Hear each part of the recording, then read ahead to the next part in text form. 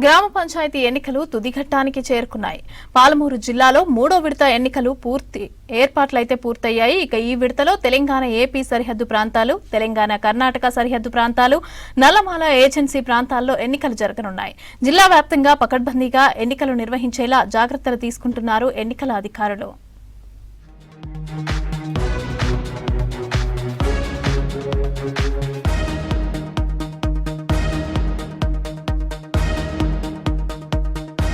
పాలమూరు జిల్లాలో మూడో విడత గ్రామ పంచాయతీ ఎన్నికలకు ఏర్పాట్లు పూర్తయ్యాయి.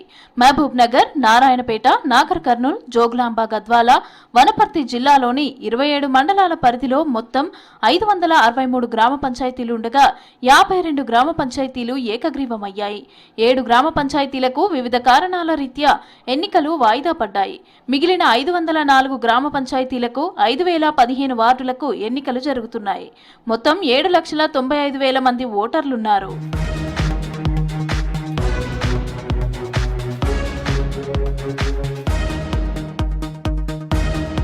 తెలంగాణ ఏపీ సరిహద్దు ప్రాంతాలైన అలంపూర్, ఉండవెల్లి, మానోపాడ్ మండలాల్లో మూడో దశ ఎన్నికలు జరుగుతున్నాయి. తెలంగాణ కర్ణాటక సరిహద్దు ప్రాంతాలైన కృష్ణా, మాగనూరు మండలాలు, నాగర్ కర్నూల్ జిల్లాలోని నల్లమల ఏజెన్సీ ప్రాంతాల్లో ఎన్నికలు జరగనున్నాయి.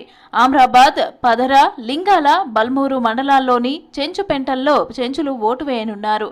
జిల్లా వ్యాప్తంగా పకడ్బందీగా ఎన్నికలు నిర్వహించేలా ఎన్నికల అధికారులు జాగ్రత్తలు తీసుకుంటున్నారు.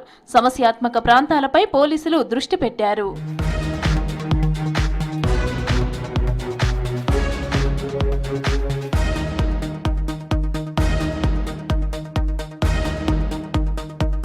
ఉమ్మడి జిల్లాలో 77 మండలాల పరిధిలో మొత్తం 1678 గ్రామ పంచాయతీలు, 15,068 వార్డులున్నాయి. మొదటి 2 విడతల్లో కలిపి 1115 గ్రామ పంచాయతీలకు ఎన్నికలు జరిగాయి. కాంగ్రెస్ 665, బీఆర్ఎస్ 311, బీజేపీ 50, ఇతరులు 89 చోట్ల విజయం సాధించాయి. ఇక మూడో విడత ఎన్నికల ఫలితాలు ఏ విధంగా ఉంటాయన్నది ఉత్కంఠ రేపుతోంది.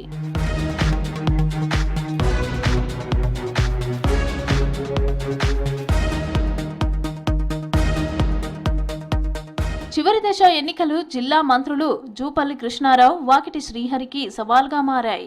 వారు ప్రాతినిధ్యం వహిస్తున్న నియోజకవర్గాలతో పాటు సొంత మండలాల్లో ఎన్నికలు జరగనున్నాయి.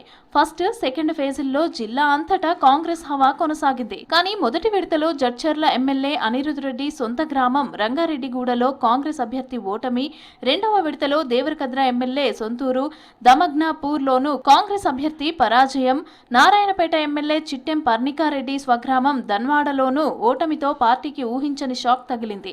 దీంతో ఏ గ్రామాన్ని తేలికగా తీసుకోవద్దని కార్యకర్తలకు దిశానిర్దేశం చేశారు మంత్రులు.